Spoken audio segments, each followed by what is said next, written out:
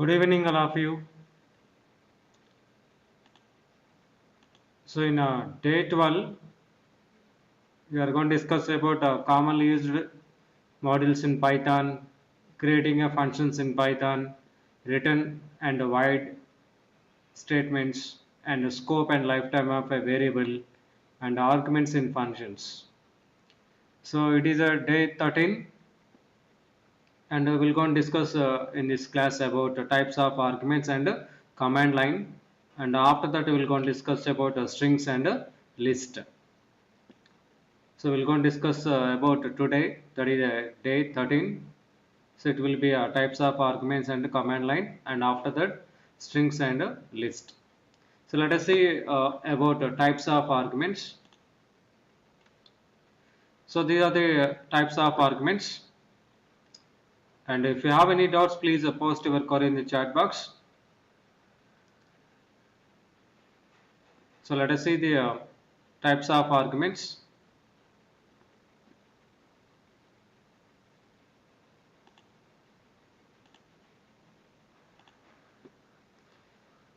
So there are four types of arguments in Python. So that is required arguments, and keyword arguments, and default arguments, and variable length arguments.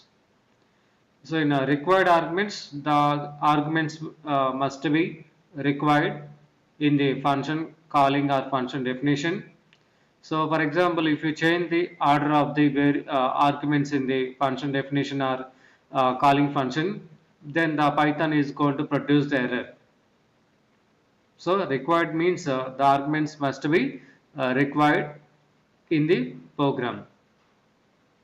And keyword arguments, so which will be also like as a required arguments only. So I will discuss briefly about in the next screen. So next, default arguments. In a default arguments, if you miss any variables in the function definition, and you can pass that value through calling function. So that is about default arguments and variable length arguments. And if you want required, if you don't know how many arguments are required at the time of executing of the program, so then you have to go for variable length arguments. So let us see one by one. So what is the required arguments? So these are the arguments which are required to be passed at the time of function calling, and with the exact match of their positions in the function call and function definition. So these arguments can be passed, or these arguments can be required to be passed at the time of function calling, and with the exact match of their positions in the function call and function definitions. So for example, in this example, I'm using a argument is a name. I'm using argument is name. So this argument must be required in the function definition or calling function. So for example, in a calling function, I'm passing as a name1. If suppose I am passing as a variable name1. So actually, in passing arguments in a function definition or called function is a name. So instead of using a name, I am passing as a name1 in calling function. So then these two arguments are different. If these two arguments are different, then it will go into showing a error. And also, if you change the order of the or positions of the arguments, then the Python interpreter will also show the errors. So the required arguments are which are required to be passed at the time of function calling, with the exact matching of their position in the function call and the function definitions. So these arguments are required in the function in the program. So without this argument, we are not going to display message. So that is called as a required arguments. So second one is a keyword arguments.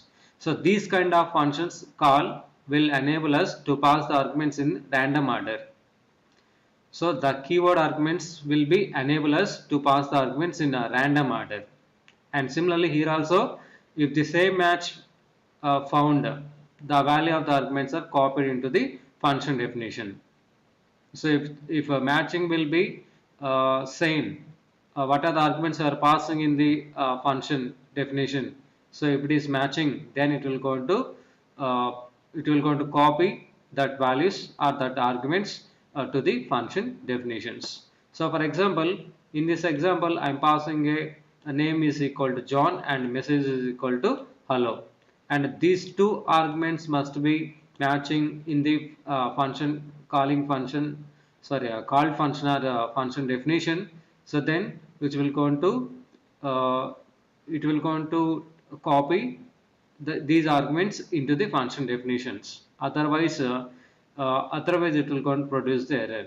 So for example, if I change the name, first I am writing a message and after that I am writing a name. So if I change the order of the arguments in calling function, so then it will also produce the errors. So that is about a keyword arguments and default arguments. So for example, in a default arguments, if I missing a value, if I missing a value at the time of called function or function definition, and you have to take that value, or you have to pass same value which will be missed here in a function definition in a calling function. So this is a calling function, and on this calling function I am passing a name is equal to John, and this value will be going to substitute in the place of missing name. So that is name is equal to John only. So that is about default arguments. And next one is variable length arguments. So that is called if you don't know how many arguments you want required in our current running of the program, then you can go for variable length arguments. So that can be represented by using a star. So star and followed by variable. So star and followed by variable. So if you don't know how many arguments you want required at the time of writing of the program, then you have to write a star and followed by name. So and in calling function, you have to pass how many values are required at the time of calling this function. You can pass, and these values will be going to substituted in the place of names. So the variable length arguments can be used for if you don't know how many how many number of arguments which will be passed in advance, then you can go for the variable length arguments. So this is example for variable length arguments. You can pass any number of arguments if you don't know how many arguments will be passed in the called function. So next one is command line arguments. So already you know command line arguments in C programming. So same like in C programming as well as Python also, we're going to supply the arguments by using a command prompt. So you are going to give an input to the program by using a command prompt. So in Python, you have to use three most common command line arguments, that will be Python sys.argv and Python get option module and Python arg parse modules. So by using these three, we're going to perform command line arguments in Python like as a C programming. So in this example, among these three, I will explain sys.argv. So the Python sys module stores the command line arguments into a list. So the sys.argv is going to store the command line arguments, which will going to store the what are the arguments you are going to pass to the command line or command prompt. That all will be going to store in the form of a list only. So in the form of a list, and you can access it by using a sys.argv. So you can access the what are the what are the values which will be stored in the form of a list, and you can access that values by using a sys.argv. So this is an example here. So I want to import the model, that is a sys model, and after that I am going to print what is a sys.argv models. So then it will go and print it is a class object, it is a list type. So I said that Python sys module stores the command line arguments into a list. So like as a list. So that's why if I try to print the type of sys.argv, then it will go and print the type of arguments will be list type. And after that, I'm going to print what are the arguments I'm passing at the time of command prompt, at the time of execution of the program, that all will be going to display. So in this example, I'm passing a command line, that is my program name is command underscore line underscore argument underscore sys underscore module dot py, and after that I'm going to pass the three arguments, that is a b c. So like as a command line arguments in C programming. So by using a uh, command based, we have to enter the some arguments. So that is about command line arguments in Python. So now let us see one.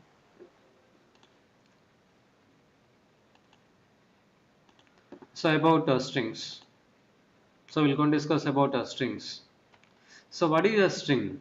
So you know that very well. String is a group of characters, and these strings can be enclosed in single quotes or double quotes. Whereas in Python, the strings also can be enclosed in triple quotes also. So whereas in C programming, the strings can be enclosed in single quotes or double quotes. So whereas in Python, the the uh, the group of characters can be enclosed in single quotes, double quotes, or triple quotes also. So for creating a string, you have to use a single quotes, double quotes, or triple quotes. So for example, here I'm using a double quotes. So str is equal to hi Python. So then if you want to know what is the type of this string, then you have to use a type function and followed by str. Then it will going to get the it is a class object and it is a string data types. So now let us see how to create a strings and how to store the strings in Python. So for example, str is equal to hello Python. So for creating a string, you have to use a single quote, double quote, or triple quote quotes also. So in this example, I'm using a single quotes, that is a hello Python. Then I want print str1. Then I got the output will be hello Python. So next using a double quotes. So str2 is equal to hello followed by Python. Then it will be also print the same hello Python. So next triple quotes. So str3 is equal to, I'm writing in a string in a triple quotes. So in triple quotes, you are writing the string in multi lines. You are writing the string in multi lines. So that string can be called as a docs string. So the in a triple quotes, the string can be write in multi lines. So that string can be called as a docs string. And I want print str3, then I want get the output is like as a multi-line strings. So the multi-line strings are Python provide the triple quotes to represent the strings, but it is also it is generally used for multi-line strings. So the multi-line string can be called as a docs strings. So next one, storing index. So how to store the characters in a given string. So for example, str is equal to hello. So str is equal to hello. So now these characters will be stored into the index number 0, 1, 2, 3, 4, and so on. So in this example, I have a 5 characters. So then these 5 characters will be stored. The first character will be at index number 0, and second character will be at index number 1, and third character at index number 2, and fourth character at index number 3, and fifth character at index number 4. So now I want storing characters like this. So str of 0 is equal to h. On string 0 or string index number 0, the character h will be going to store. And str of 1 is equal to e. And str of 2 is equal to l. and str of 3, that is the index number 3, is equal to L, and str of 4 is equal to O. So that is about for storing a individual characters into a particular index number. And say similarly, another example. Now I want to print str of 0 character, str of 1 character, and so on. So for example, str is equal to hello, and print str of 0. So what is the str of 0? What is the character which will be there? So that is a h, which will going to print h. So next one is print str of 1. So what is the str of 1? So that is a e. Then it will go and print e. And next one is a print str of 2. Sorry. So print str of 2, and index number 2, the character is L. Then it will go and print L. And print str of 3. So the at index number 3, the character is L. Then it will go and print L. And print str of 4. At index number 4, the character is O. Then it will go and print O. And next one, print str of 6. So in this example, I have only index number from 0 to 4 only. For example, if I try to use print str of 6, so there is no sixth index. There is no sixth index position in the following example. So that's why it will go and produce the error. So what is the error here? Index error. So the type of error is a index error. And what is that index error? String index out of bound, out of range. So string index out of range. So why? Because there is no sixth index number for the given examples. So like that, the characters can be stored by using a indexing. So now let us see slicing operator, or splitting the characters. So for performing a slicing in Python, so we have to use square brackets, and also you have to use a colon. So what is the square brackets indicates here? So the square brackets indicate that to access the individual characters of this string. So the square brackets is used to access the individual characters of this string. So for example, as I said that in previous slide, so str of 0, so that is a single character which will go and store single character, or we have to access a single character in a given string. So by using a square brackets and followed by index number, you have to access a individual characters of the given string. And whereas by using a colon, so by using a colon, you have to access substrings from the given string. So that means a substring is nothing but you have to access a group of characters, so from a given string. So that is the difference between square brackets and a colon. So I hope you will be understanding what I am saying. So any doubts up to now? So any doubts up to now? Okay, so we'll go for the slide. So by using a square brackets, you have to access the individual character of the given string, and by using a colon, you have to access the substring from the given string. So for example, I'm using a square brackets here, and so that I'm going to access individual characters from the given string. And whereas now I'm going to use a colon here. So by using a colon, I'm going to access the substrings from the given string. So for example, I want to print all the characters in a given string. Then I will be use str and followed by colon. Str and followed by colon. So that means that I don't know what is the starting index position and end of the index position. So that's why it will go and print all characters in a given string. So next one, str of 0 colon. So str of 0 colon. Now in this time I will be no 0, starting index number 0, but I don't know end of the index number. So I don't know end of the index number. So here you have to see here I will be use a colon and followed by I will use a number here. For example, 0. So it is a starting index number. And for example, 3. And it is a end of the index numbers. So that is a slicing operator or splitting the characters. So for example, 0 colon. So 0 colon, that means I will be no starting index number, but I don't know end of the index. So that's why it will go and print all the characters again. So next one is colon 5. So in this time I don't know starting index number, but I will be know end of the index. That is a 5.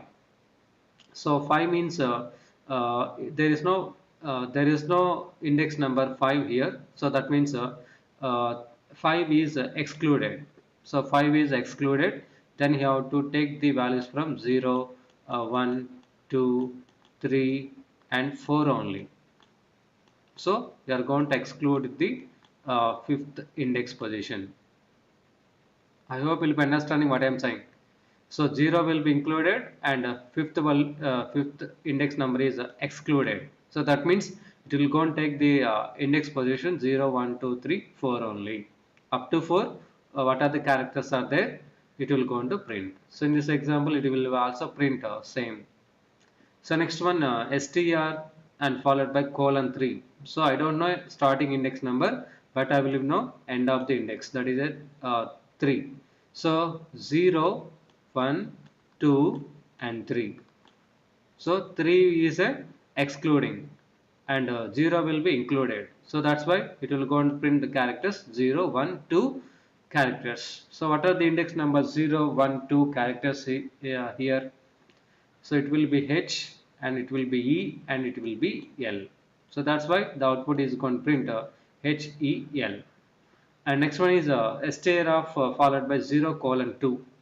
0 colon 2. So 0 will be included and 2 will be excluded. So that means it will contact the characters only 0 and 1 and 2 is excluded. So it will go and print only 2 characters. So that is index number 0 and index number 1 characters. That is HE only. So next one is str of str and followed by 1 colon 4. So 1 colon 4. That means 1 is included and 4 is excluded. That means the values are so 1, 2, 3 and 4. So in this example 1 is included and 4 is excluded. And what are the remaining characters here? So 1, 2, 3. And what are the index position 1, 2, 3? That is a E, L, L. So that's why I got the output is E, L, L. So by using a square brackets, you have to access individual characters of the string, and by using a colon, you have to access the substrings from the given string. So that is about a strings indexing and splitting or slicing. So this is another example. So in this time I am taking str is equal to Java T point. Then I want to print str of 0 colon. Then it will go and print all the characters. And str of 1 colon 5. So it will go and print 1 is included and index number 5 is excluded. Then it will go and print AV80. And print str of 2 colon 4.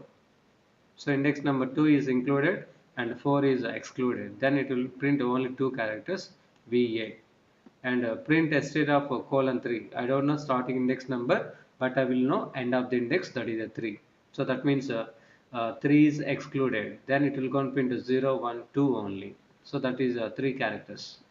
And print string 4 colon 7. 4 colon 7. That is a starting index number 4 and the end of the index will be 7. So that is a 7 will be excluded. So then the indexed positions are 4, 5, 6 only. And that means it will print only 3 characters. So now up to now you have to see about forward slicing. And up to now if you have any doubts about slicing, so any doubts in slicing?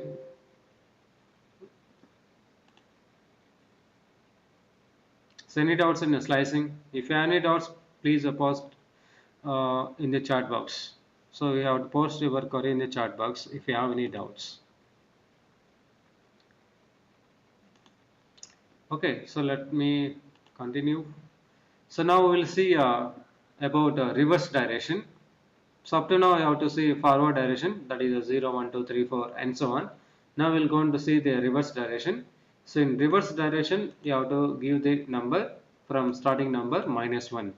So that is the last character which we will go and store at index number -1, -2, -3, -4 and -5.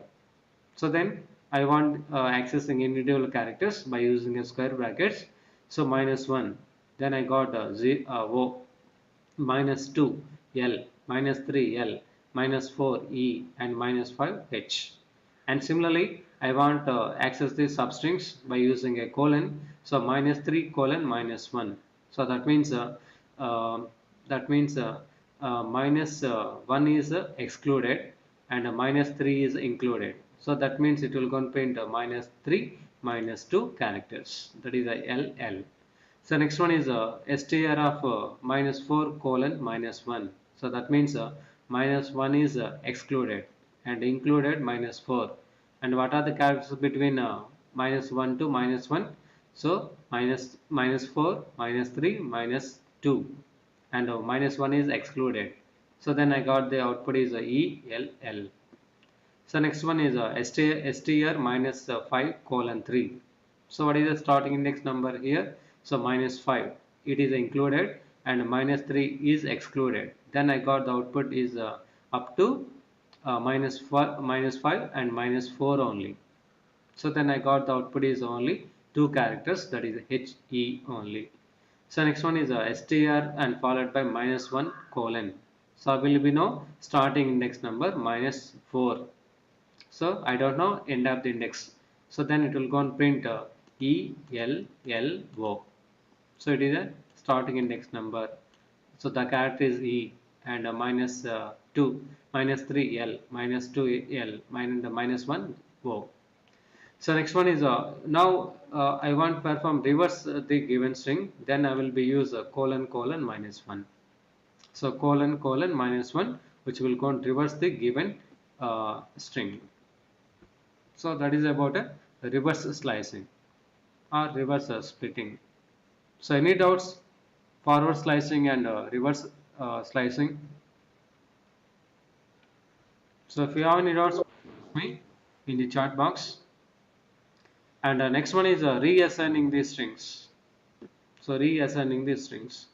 So as I said that about Python data types.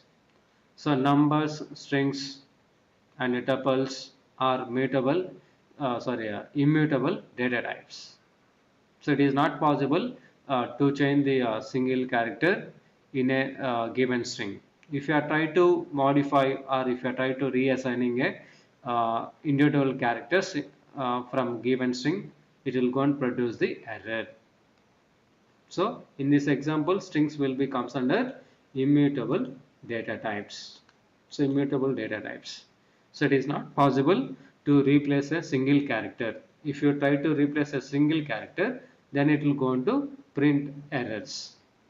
And it is possible you have to replace the entire string.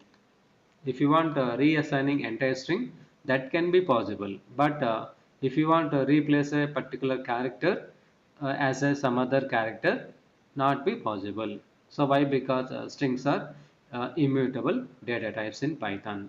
So for example, in this example, I am going to modify capital H as a small h. So index number 0, it contains capital H. Now I am going to reassigning as a small h. So str of 0 is equal to small h, and I want print str. Then I got the output as a error. So why? Because strings are immutable data types. So it is not possible to change a single character in a given string, but it is possible to reassign entire string. So that is about reassigning a strings. And let us say the one more example. In this time, now I'm going to reassigning entire string. So the string is hello, which are in capital letters. So after that, I'm going to reassigning string is equal to small hello. So it is possible. So it is possible to reassigning all characters or entire string at a time.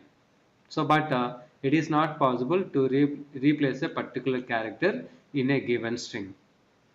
So now in this time, I'm not going to get any error. So then I got the output is uh, before the string is capital hello, and after reassigning string, so the string contain only small hello only.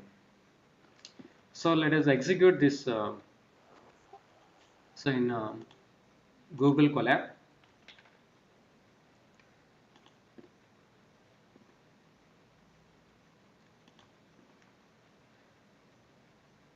So I will open the Google Colab it's not required to install the Python. It's not required to install the Anaconda Navigator in our computers. So this is a one type of cloud. So I will use a cloud. Then I will go for new notebook. So what are the notebooks are created, like Jupyter notebooks are created in a Google Colab. So that all will be stored in our Google Drive only. So if you want to use this, first you need to you have to sign in first in Google Colab. After that, you have to use the Google Colab freely. So let us see let us execute this code. So first time str is equal to hello, capital hello, and next one I want reassigning index number 0 is equal to small h, and after that I am try to print str. Now let us run this code. So for first time running of this code, it will go and take a time, and for execution of second code, it will be producing very fastly. So only it will go and take for first time it will go and take a small it will take some time, and after that, okay, so see here, so I got the error. So why? Because it is not possible to change a single character from given string. So for example, I will assign, uh, entire string as a small hello. Then I want to try to print. So now in this time it will be accepted, and it will go and print a small hello. So why? Because I said that strings are immutable data types. So it is not possible to change a particular value in a given string, but it is possible to change entire string or and reassign entire string. So that's why previously I got the error if I try to change a particular value. So secondly, I'm going to assigning uh, entire string. So that's why I got the output is hello, small hello. So that is about reassigning strings in Python. So next one, deleting. So the deletion operation is also not possible at a particular character, but it is possible to delete entire string. So let us say that one also. For example, so if you want to write another code, you have to go for next line. So for example, str is equal to hello. Str is equal to hello. Now I want to delete str and followed by index number 0 character. Index number 0 character, and after deleting, then what is str? Then I want to execute this code. So see here, it will go and produce the error. So why? Because strings will be comes under immutable data types. It is not possible to delete a particular character or single character. So for example, if I try to delete entire string, so if I try to delete entire string, now let us execute the code. So then it is possible. I hope you'll be understanding what I am saying.